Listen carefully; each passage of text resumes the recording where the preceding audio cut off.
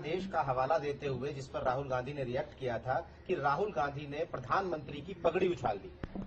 मेरे ख्याल से नरेंद्र मोदी जी समझ नहीं पाए।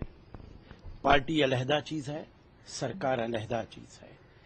राहुल गांधी जी ने कोई जुमला प्रधानमंत्री के बारे में नहीं कहा है। राहुल जी ने अध्यादेश के बारे में अपनी राय देश के सामने रखी है। उन्होंने ये भी नहीं कहा है कि अध्यादेश वापस होना चाहिए कि नहीं होना चाहिए। ये फैसला सरकार का फैसला है। लेकिन नरेंद्र मोदी जी चीजों को बिगाड़ने में महारत हासिल रखते हैं और मेरा बहुत विनम्र निवेदन है उनके साथ, सत्ता का प्रधानमंत्री पद तक पहुंचने का लालच इतना ज्यादा नहीं होना चाहिए कि आज जब गुजरात के लोगों को आपकी जरूरत है, जिस मकसद के लिए आपको चुना है, लाखों आदमी वहां परेशान है और आप दिल्ली के अंदर सबक पढ़ा रहे हैं, लोगों को गुमराह कर रहे हैं।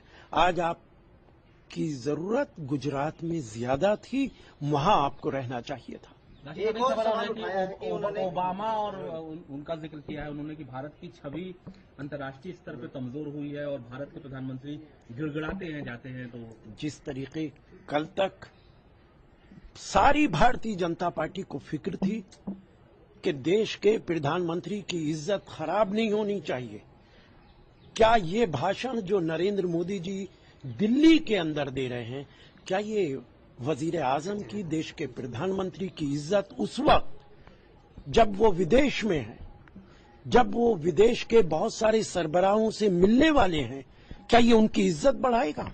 लगातार इस तरीके की बातें करने से देश की इज्जत घटती है, देश की इज्जत नहीं बढ़ती है।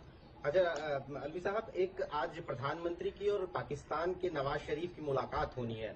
इस पर बहुत सवाल उठाते हुए नरेंद्र मोदी ने कहा है कि देश की जनता को शक है कि पाकिस्तान के प्रधानमंत्री के सामने देश के गौरव से जुड़ा हुआ कोई भी मौजूद सवाल प्रधानमंत्री वहां मजबूती के साथ रख पाएंगे। देखिए, ये शक नरेंद्र मोदी जी को हो सकता है, देश को ये शक नहीं हो सकता है।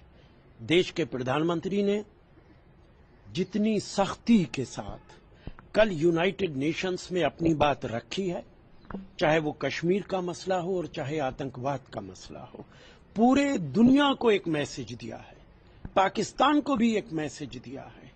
एक सख्त मैसेज पूरी दुनिया के पास पहुंचा है कि हिंदुस्तान के प्रधानमंत्री ने बहुत सफाई के साथ कहा है, हम आतंकवाद बर्दाश्त करने के लिए तैयार नहीं है। कश्मीर हिंदुस्तान का अटूट हिस्सा है, हम इस पे बात करने के लिए तैयार नहीं है। नरेंद्र मोदी जी को शायद इस भाषण को उन्होंने सुना नहीं है, अगर सुना है तो उन्होंने नजरअंदाज किया है। एक और सवाल कि उन्होंने जो हमेशा की तरह गांधी परिवार पर हमला बोलते हैं, उन्होंने ये बात उठाई है कि दिल्ली में बहुत सारी सरकारें हैं और उनमें एक सरकार तो मां की है और एक सरकार बेटे की है। देखिए, उनको मैं समझा दूं कि मां बेटे की सरकार वो कह रहे हैं, बिल्कुल ठीक है, मां है और इस देश के 100 करोड़ से ज्यादा बेटे हमारे साथ हैं। देश भारत माता और देश के 100 से ज्यादा करोड़ लोग कांग्रेस पार्टी के साथ हैं।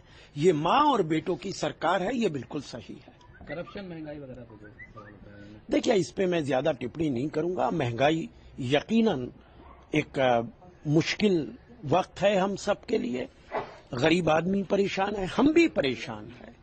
देश की सरकार तमाम तर कोशिशें कर रही है और इसके लिए राष्ट्रीय अंतर्राष्ट्रीय कारण हैं, वजूहात हैं।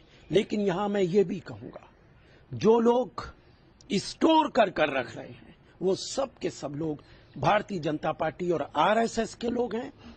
नरेंद्र मोदी जी और बीजेपी के लोगों के कहने से वो ये स्टोर करते हैं, जिससे महंगाई बढ़ती है। ये भी एक बड़ा कारण है महंगाई का।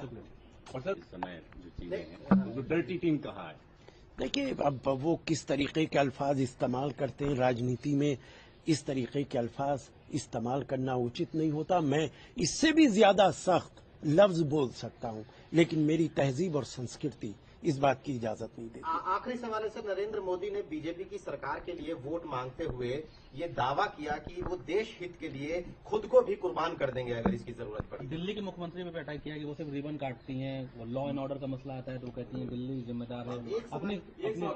अच्छा, लेकिन शीला पे बोल दीजिए, खुद को कुर्बान कर देंगे ऐसा बोला है उन्होंने। देखिए, चूंकि राहुल जी ने कहा था कि मैं अपने सपनों की कुर्बानी देने के लिए तैयार हूं, देश की जनता के सपने साकार करना चाहता हूं, उसी से नरेंद्र मोदी जी को शायद ये प्रेरणा मिली है जिसकी वजह से उन्होंने कहा कि मैं कुर्बान होने के लिए तैयार हूं। शीला जी वाले पे नरेंद्र मोदी जी दिल्ली तशरीफ लाए, ज्यादा बेहतर होगा दिल्ली का मुकाबला गुजरात से करें। शीला दीक्षित पे उंगली उठाने से पहले देखें कि दिल्ली के अंदर कितना विकास हुआ है, और जितना विकास दिल्ली में हुआ है इससे सबक हासिल करें और वापस गुजरात जाके जो आज हालात खराब हैं उन्हें ठीक करें और वही विकास करें जो दिल्ली के अंदर विकास हो रहा है।